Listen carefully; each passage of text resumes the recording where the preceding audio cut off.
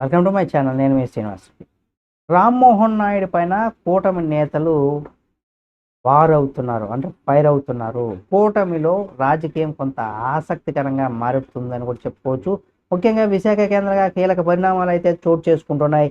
ఏకంగా సొంత పార్టీ నేతలపైన కూడా కూటమి నేతలు వ్యాఖ్యలు చేస్తున్నారు. ఇది నాయకత్వానికి ఒక పెద్ద సమస్యగా మారుతుంది.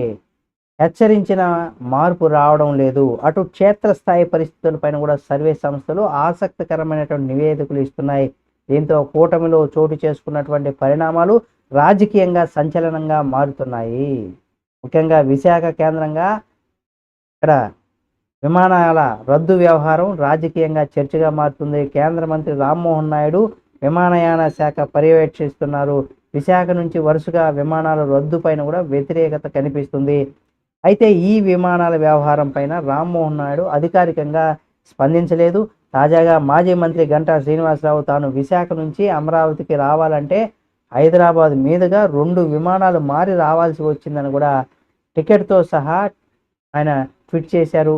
ఈ ట్వీట్ వైరల్ కావడంతో పార్టీ నాయకత్వం కూడా స్పందించింది. గంటా శ్రీనివాస్ పైన కూడా టీడీపీ నాయకత్వం ఆగ్రహం వ్యక్తం చేసింది.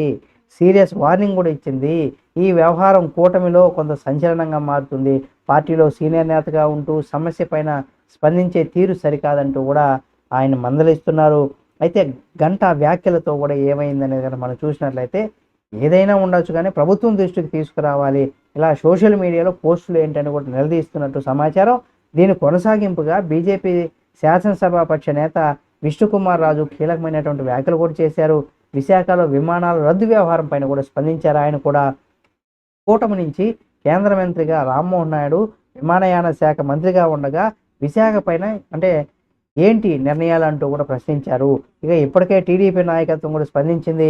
కేంద్ర విమానయాన శాఖ మంత్రి రామ్మోహన్ నాయుడు సైతం టీడీపీ నేతను కూడా గుర్తు చేసింది. సమస్య ఉంటే నేరుగా రామ్మోహన్ నాయుడుకి ఫోన్ చేసి వివరించాల్సినటువంటిది పోయి ఇక్కడ వివరించకుండా భవిష్యత్తులో ఇలాంటివి రిపీట్ కాకుండా చూసుకోవాలని కూడా గంటా ట్వీట్ పైన కూడా హెచ్చరించింది.